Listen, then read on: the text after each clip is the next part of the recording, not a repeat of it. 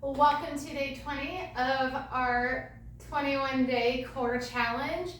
Today we are going to be doing a lot of planking.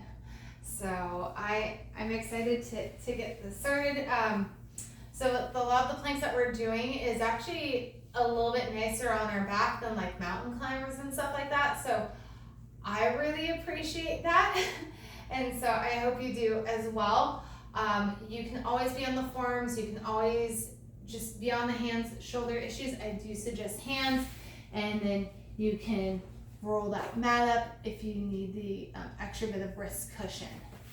And so we're gonna get going with our first plank. I'm not gonna hold it too long just because, like I always say, like you don't wanna just watch me holding a plank for like a minute. So this is just gonna be kind of our warm up. So I'm gonna keep my knees under my hips. My weight is shifted forward. I have my fingertips pointing off to the side to lock my arms in place. My ribs are pulled in and my tailbone's tucked under just slightly. So my whole core, and I'm squeezing my booty. Now my whole core is basically locked into place for a plank. So then what I do is I just send one leg back out into that plank position. I get the quad to lift off the knee. I feel that booty turn on a little bit more. And now I just send my other leg out into that plank. And then I'm all good to go. A lot of times we lift the hips up and then drop the hips back down. So it's like I got the core turned on, then I lose the whole core connection because the booty lifted, and then I refine it as I come out into my plank. And we're just gonna hold here for another 5, and 4, 3, 2, and 1. I'm going to bring my knees on down. You can always go into that child's pose or give yourself that stretch if you need to. I'm gonna actually roll my mat up just a bit to give my wrist some cushion. So I'm back in that 4-point kneeling position, shoulders down, ribs are drawn in, my fingertips are pointed off to my side, I'm squeezing my booty, I'm stepping one leg out into my plank, then the other. I'm gonna go wider to make things a little bit nicer. Now we're gonna go into pikes or downward dogs, or upstretch maybe, up. So there's a helium balloon attached to your tailbone. Send that helium balloon up to the sky. Look at those sides. Engage those glutes and abs. Unfold those hips. Come back out into your plank. And let's just do a few more. I pike up. I come back down. Your neck is not moving on its own. It moves with the rest of the body, or with the rest of that spine, I should say. A lot of times we actively move the neck. Don't do it, because if we keep looking at our hands, that's going to compress into that cervical spine. For 2, I come back out into my plank. And then last one, I pike up, I come back out into my plank, and I'm going to bring my knees down, go into a quick child's pose, and press back up. We're gonna do those again, but we're gonna hit the obliques this time. So instead of having the heels point up at like 12 o'clock, heels are gonna point at 10 o'clock, and then 2 o'clock. And we'll do about 4 on each side. So we do 8 total. If you wanna do 6 on each side, more than welcome to. Send my weights forward, my ribs are drawn in. I'm gonna send my other leg out, and then I come into that plank. Now my heels just favor, 10 o'clock, and I pike up and down, and 3. You're gonna feel one side of obliques wake up just a little bit more for 2. Last one, I pike up, I make sure I let my hips drop where I feel that smile line touch, heels come back to center, heels favor 2 o'clock, and I sink in my abs and I pike up. So it's like someone grabs me right at the hip bones and they pull me directly up, and I come back down. One more time. I pike up, I come back out, heels come to center, knees come down. I give my wrists a quick little roll. All right, we are going to add on to that plank to pike that we were just doing. So essentially, instead of having both feet connected to the floor, one leg is just gonna be stacked on top of the other.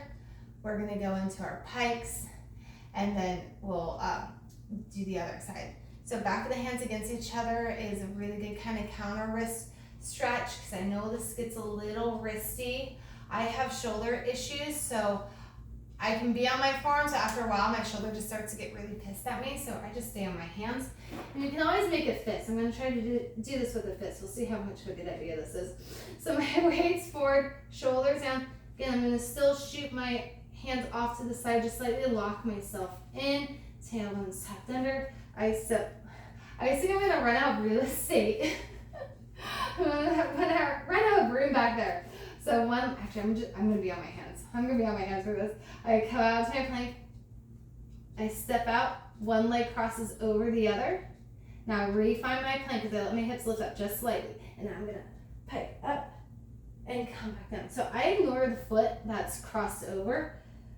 So it does a slight little lift. So I'm making that scissor motion. Makes me think of scissors, at least, with my shins for 3. I think we're doing 6. I didn't count from the beginning.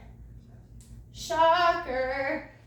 The instructor was not counting. I come back out into my plank. My foot comes down. I'm just going right to the other side. Cross those legs. And then pike up and come back down. So I'm pretty sure I did 6 on the one side. So I'm going to do 6 on the other. I'm halfway there. That was the 3rd one. We got this. To make sure we feel that smile line. Shoulders stay away from the ears the whole time. Feel the shoulders connect to the glutes. Stabilizing. Shoulders and pelvis. We have one more. We pike up. We come back down. Foot comes down. Knees come down. I'm going to go into a quick child's pose. Give my wrists a breather. Oh. And then re-stack on up. All right. So we are going to go into a 3-legged dog variation. I have only done a handful of yoga classes. This is, I think, a yoga move. I'm not going to say it is because I don't want to be wrong, but it's definitely kind of yoga inspired, and if there is a name for it, let me know in the comments, because I do want to be right, but I feel like I am. It's not quite what it should be. Okay, so I'm back in my 4-point kneeling position, shoulders down, ribs are pulled in, my tailbone staying tucked under. I'm going to step out into my plank. I'm going to hold. I'm going to put my weight into my right side as I lift my left leg up. I'm going to pike up going into that 3-legged dog. I'm going to unfold those hips, come back out into that plank, sink in my abs, and pull the knee down towards my wrist. And then I come back out into that 3-legged dog. For 3. And 2. One more full range, and then we're going to add some holds. So I lift up, I hold for 5, 4, 3, 2. I unfold, I pull that knee, and I hold for 5, 4, 3, 2. And then I press, and I hold for 5. We're just doing 3 toldies. I come out into that plank, I hold for 5, 4, 3, 2. I press, and I reach, I lengthen, I hold 5. And let's go into that final kneeling plankish thing for 3, 2. I come out into my plank. My knees come down. I shake it out. Woo! I hope we're feeling those shoulders a little bit. And then let's go into it. Our final plank of today.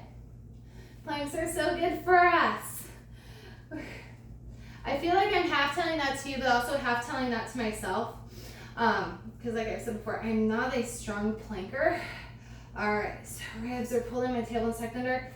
I can comfortably squeeze the back of the armpit. I send one leg back out into my plank. Then the other one. I keep my weight on that left side as I lift my right leg up, and I go into that 3-legged dog. And then I unfold the hips, I drag the knee in. And then we 3-legged dog. We shift forward. And 2. Last one, a full range, full flow. And then we're gonna add those holds. We can do this. We lift and lengthen, we hold for 5, 4, 3, 2. I unfold, shoulders pull down towards that tailbone, we hold for 5, 4, 3, 2. I pike up, shoulders still pull up to tailbone, we hold. 5, 4, 3, 2. Unfold the hips, I come into that plank. And then we pike up, we reach, we hold. We're in our last one. We come out into that plank. Final 5, 4, 3, 2. With control, put my foot back, knees come down. You can go into a child's pose. You can shake out the tail feathers. I like to hook my middle fingers together. Don't pull, just have that tactile connection. I'll sigh it out.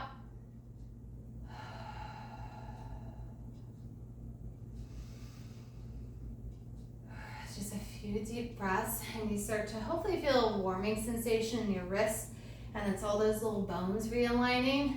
It's a bone work trick. I don't know many bone work tricks, but this is like my favorite go-to when things are a little wristy. And you are all done with day 20.